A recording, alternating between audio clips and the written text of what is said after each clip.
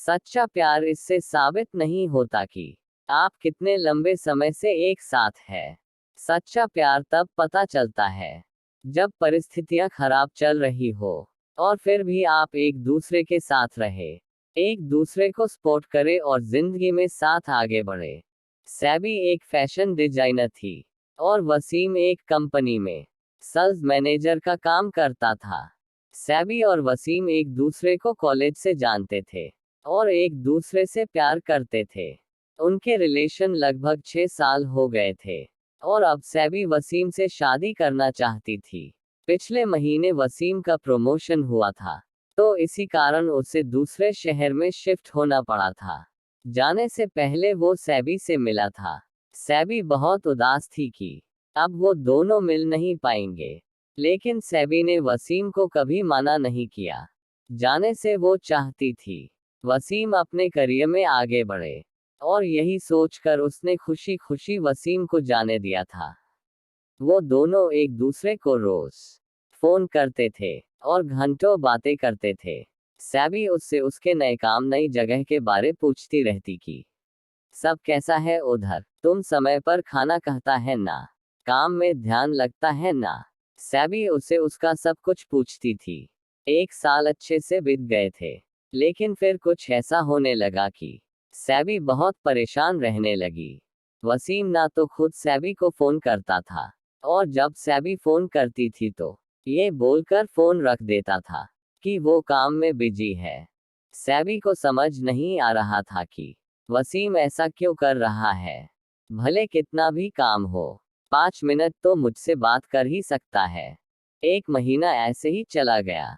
फिर सैबी थक कर वसीम को फोन करना छोड़ दी और वसीम तो अब उसे खुद से फोन करता ही नहीं था।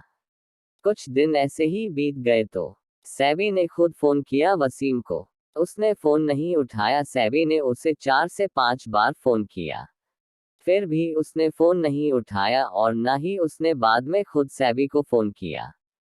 सैबी बहुत परेशान हो गई। वो सोचने लगी कि सच में वसीम काम में व्यस्त रहता है कि कुछ और बात है।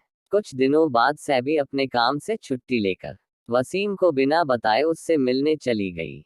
सैबी को वसीम का पूरा पता मालूम था कि वो कहाँ रहता है। सैबी रात के समय वसीम के घर पहुंची थी। उसने देखा कि वसीम के घर पर ताला लगा हुआ था। उसने वसीम को फोन किया, लेकिन हमेशा की तरह वसीम ने सैबी का फोन नहीं उठाया। फिर सैबी ने वसीम को मैसेज किया कि मैं तुम्हारे घर के बाहर खड़ी हूँ, तुम कहाँ हो। थोड़ी देर बाद वसीम ने फोन किया और उससे बहुत डांटा कि तुम बिना बताए क्यों आ गई इधर, किसने बोला था तुम्हें इधर आने के लिए, और फोन रख दिया। उसने सैबी की कोई बात नहीं सुनी।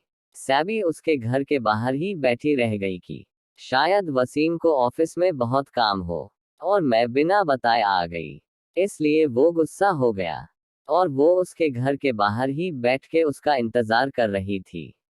सफर में सैबी बहुत थक गई थी और उधर बैठे बैठे सैबी की आंख लग गई और वो सो गई। सुबह उसकी आंख खुली तो उसने देखा कि वसीम अभी तक घर नहीं आया।